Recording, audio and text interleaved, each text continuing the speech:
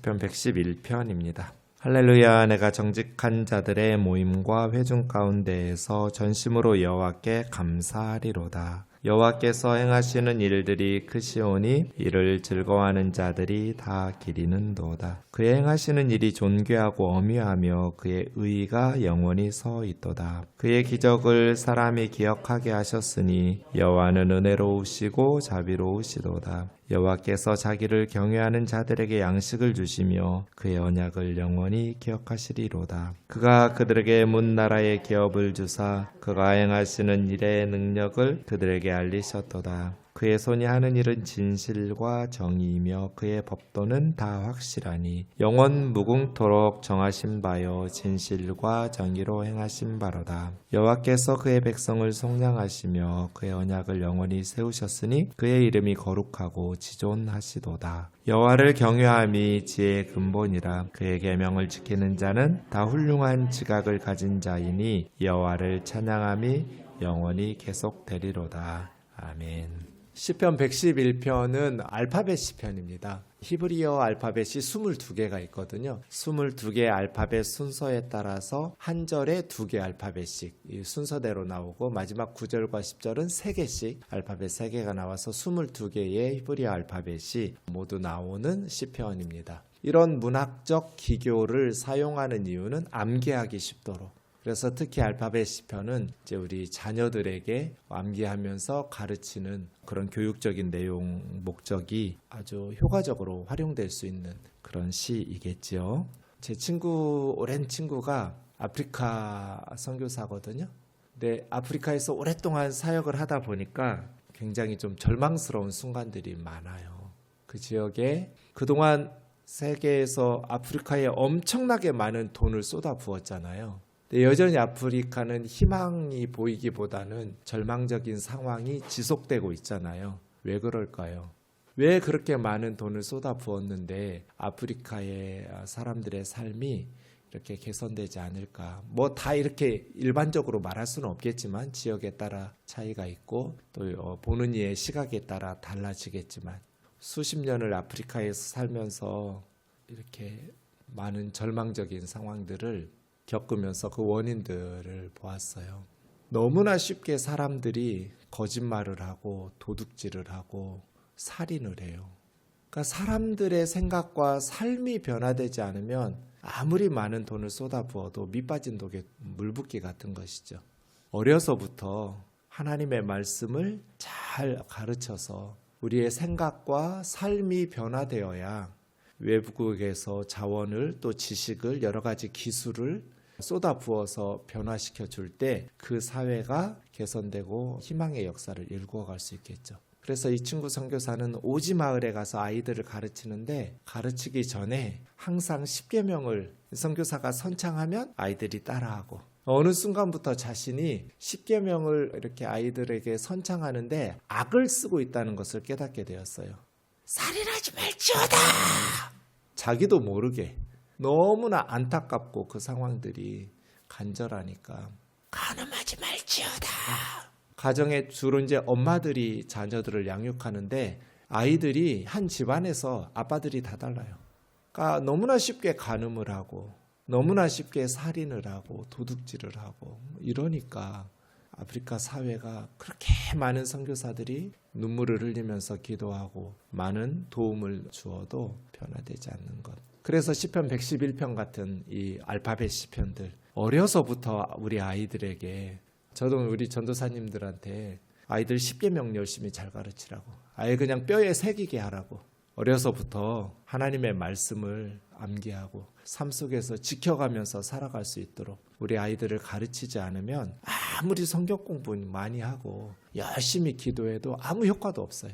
삶이 무너지고 망가졌는데 10계명이 무너졌는데 어떻게 하나님께서 은혜를 베푸시고 함께 동행하시면서 복을 주시겠어요. 그러니까 어려서부터 우리 아이들에게 하나님의 말씀을 잘 가르치고 그 말씀대로 살아갈 수 있도록 이런 알파벳 시편 같은 것들이 그렇게 교육적인 목적에서 암기하기 쉽도록 가르치면서 이렇게 하는 것이죠. 매우 중요한. 이제 할렐루야로 시작하는데 111, 112, 113편이 할렐루야로 시를 시작하고 있습니다. 할렐루야. 내가 정직한 자들의 모임과 입니다. 하나님의 백성의 가장 중요한 특징은 정직이죠. 반대로 말하면 하나님을 안다, 하나님을 섬긴다. 이것은 거짓말하고 병립할 수가 없어요. 왜냐하면 하나님 거짓말하는 걸 진짜 싫어하시거든요. 다윗도 엄청난 죄를 저질렀죠. 사울 왕에 못지않게, 솔로몬에 못지않게. 근데 사울과 솔로몬은 버림받았어요.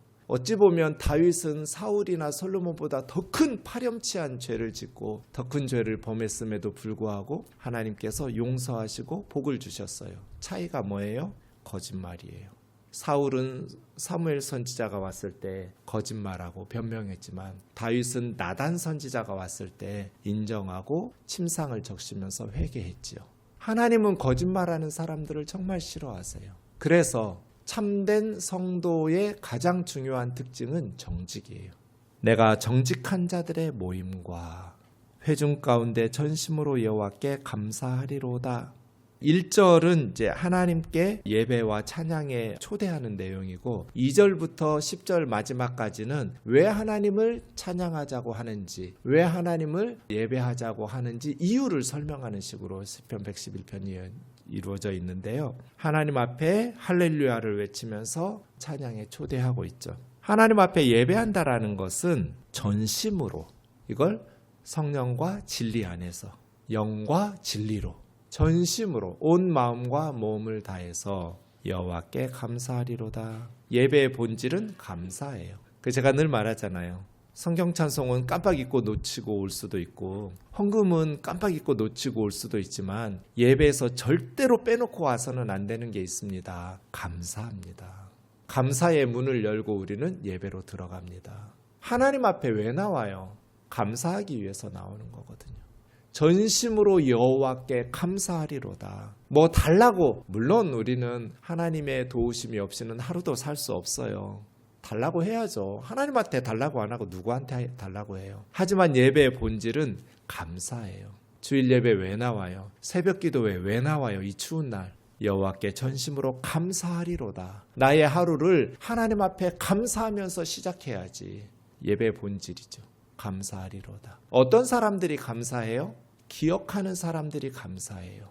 무엇을? 두 가지거든요. 하나는 하나님께서 행하신 일, 하나님께서 우리에게 베푸신 은혜와 그 하나님의 의롭고 사랑이 넘치는 행사, 하나님이 행하신 일을 기억할 때 우리는 감사할 수 있어요.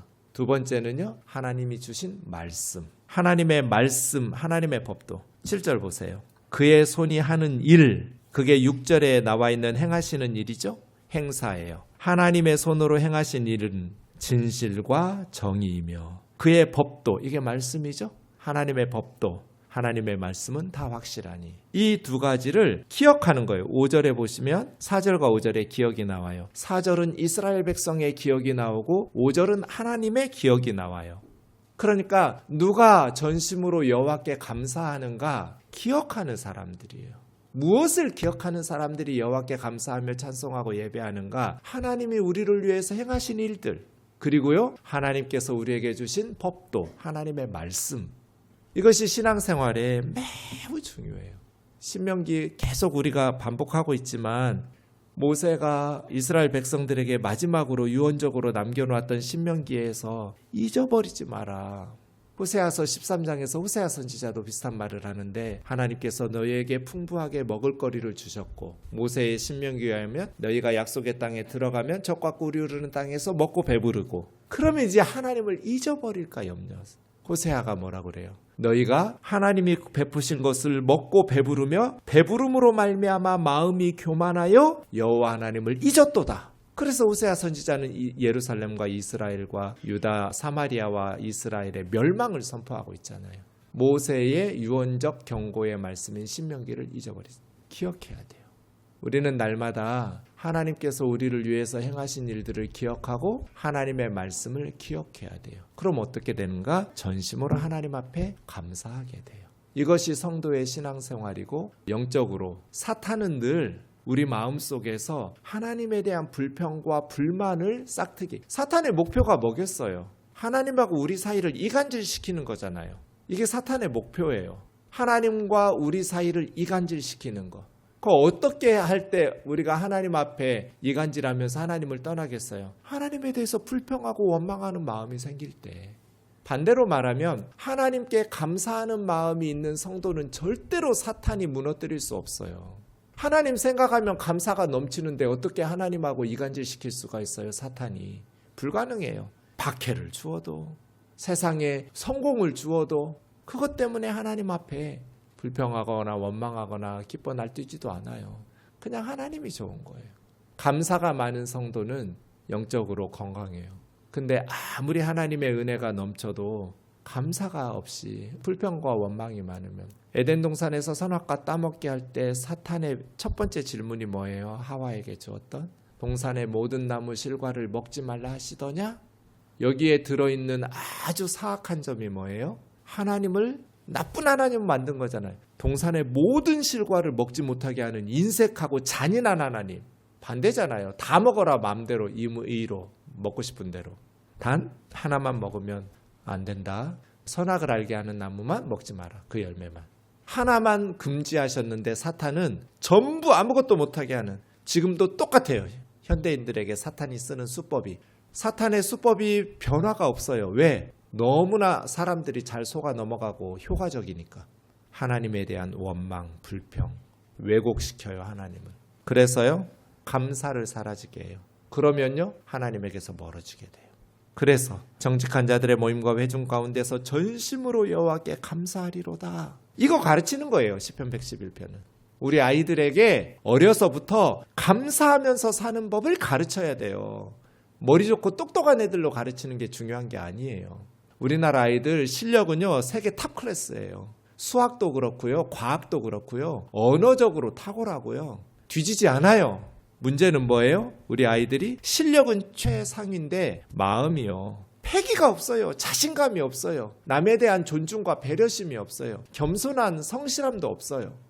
다 무너져 버렸어요. 그러면 이 아이들이 의욕이 상실되고 열정이 상실되고 열등감과 이기주의와 남에 대한 배려가 없이 패배주의에 빠져가지고. 왜요? 어려서부터 감사가 없어서 그래요. 감사가 없는 아이가 머리는 좋아가지고 점수는 잘 맞았지만 그의 삶이 행복하겠어요? 그래서예요. 하나님 앞에 이것이 우리 기도 제목이에요. 정직하게 살아가는, 그러면서도 전심으로 여호와께 감사하는 아이들로 가르쳐야 돼요. 어떻게? 2절부터죠. 여호와께서 행하시는 일들이 크시오니 이를 즐거워하는 자들은 다 기리는도다. 기린다고 번역한 다라시라는 말은 자주 찾아가다, 연구하다, 그런 뜻이에요. 그래서 탐구하는 것. 하나님이 행하신 일들을 자주자주 찾아가서 연구하고 살펴보는 거예요. 이걸 기린다고 그래요. 하나님이 우리를 위해서 행하신 일들을 기뻐하고 즐거워하면서 그것을 기리는 사람들. 그의 행하시는 일은 존귀하고 엄위하며, 존귀하다고 번역한 것은 글로리예요. 영광스러워요. 하나님이 행하시는 일들은 추하지가 않아요. 영광스러워요. 그리고 하나님이 행하시는 일은 엄위해요. 위험이 있어요. 이랬다 저랬다 하시지 않아요. 위험 있는 역사예요. 그의 공의가 영원히 서 있도다. 하나님의 행하시는 것은 정의로워요. 영광스럽고 위험이 있고 공의로우신 일이에요. 그의 기적을 사람이 기억하게 하셨으니 우리가 기억하고 후대에 전수해야죠. 하나님께서 우리에게 베푸신 은혜들을 기억하고 자녀들에게 전수하고, 그러면 자녀들은 하나님을 기억하고 하나님을 찬양하며 섬기게 되지요. 그 기억이 사라지면 아이들은 현실만 남잖아요. 역사 교육이 중요한 것이죠. 요즘 우리나라가 아무리 좀 절망적이어도 저는 절망하지 않아요. 믿는 구석이 있어요. 해방 전국에 미 군정 시대에 그러한 책, 예전에 제가 주일 설교에서도 설교한 적이 있는데, 그때의 역사를 한국에서 그 미군정에 참여했던 미국의 군인이 외교관으로 들어와서 3년 동안 있으면서 쓴 책이, 서울대 박원균, 이름이 갑자기 기억이 안 나네요. 얼굴만 기억이 나요. 역사학 교수님에 의해서 밝혀져서 기록하게 되었어요. 책으로 나왔어요. 근데 그 버치문서를 보니까 정말 절망 그 자체예요. 70년밖에 안 됐어요. 그때 우리나라는 사람이 사는 곳이 아니에요. 근데 하나님의 은혜로 지금 이렇게 많이 민주화되고 산업화되고, 그때 생각하면 정말 우리나라에 하나님께서 많은 복을 주셨구나. 근데 저절로 된 거 아니죠? 수많은 젊은 대학생들이 희생당했고 수많은 민주인사들이 희생당했고 수많은 허리띠를 졸라매면서 손바닥에 지문이 닳도록 많은 우리 부모님들 세대가 고생을 하고 일을 했어요. 저절로 하늘에서 뚝 떨어지지 않았어요. 많은 희생과 헌신과 눈물과 땀이 흘려졌지만 많은 기도에 응답하신 하나님께서 우리나라를 여기까지 이러한 역사를 아이들에게 가르쳐야 돼요. 그래서 우리 세대들 보면 대부분 농부의 아들들 또 가난한 노동자의 자녀들이죠. 우리 부모님들은 다들 고생을 너무 많이 했어요. 그래서 우리들이 철든 것 같아요. 부모 고생한 걸 봐서 부모가 어떻게 우리들을 키우기 위해서 희생했는지를 보고 경험했기 때문에 자식들이 철들지 않을 수가 없어요. 근데 우리 아이들은 부모가 고생하는 줄을 몰라요. 그러니까 아이들이 철이 없어요. 이것이 옳은가? 이런 생각이 드는 거예요. 좋은 것만 아이들에게 경험시키고 싶고 아이들을 기죽이지 않으려고 부정적인 얘기를 안 해주는 것도 이해는 되지만 한편으로 그것이 바른 교육일까? 이런 생각이 드는 거예요. 기억해야 돼요. 얼마나 우리가 비참하게 애굽에서 살았는지, 하나님께서 어떤 은혜로운 기적으로 출애굽시키셔서 우리 이스라엘을 구원하셨는지 기억해서 가르쳐야 돼요. 후대에게. 여호와는 은혜로우시고 자비로우시도다. 그런 자들을 5절에서는 여호와께서 양식을 주시고 언약을 영원히 기억하시리로다. 하나님의 백성들이 하나님의 행사를 기억하니까 하나님께서도 하나님의 백성들을 또 하나님의 백성들과 세우신 언약을 영원히 기억하신다는 거예요. 그가 문나라 기업을 주사 행하시는 일들의 능력을 그들에게 알리셨도다. 손으로 하는 일은 진실하고 정의로우시고 하나님의 법도와 계명은 다 확실하니 영원 무궁토록 정하신 바요 진실과 정의로 행하신 바로다. 여호와께서 그의 백성을 구원 속량하시며 언약을 영원히 세우셨으니 하나님의 이름은 거룩하시고 지존하시도다. 이거 가르쳐야 돼요. 여호와를 경외함이 지혜의 근본이니라. 하나님을 두려워하는 것, 이것이 근본이에요. 그의 계명을 지키는 자는 다 훌륭한 지각을 가진 자니 여호와를 찬양함이 영원히 계속되리로다. 우리 세대에만 하나님 섬기고 복받으면 안 되잖아요. 영원히 계속돼야 하잖아요. 하나님을 섬기고 하나님을 찬양하고 하나님의 은혜와 복을 누리면서 영원히 살아가도록 하려면 하나님의 계명을 지켜야 하잖아요. 하나님의 말씀을 아이들에게 가르치고 우리 자녀들도 하나님의 말씀을 지켜서 어려서부터 순종하면서 살아갈 때 하나님께서 복을 주시고 하나님께서 정의와 사랑으로 인도하시겠죠. 하나님의 말씀을 떠나서는 정의도 사랑도 없고 은혜와 복도 기대할 수가 없어요.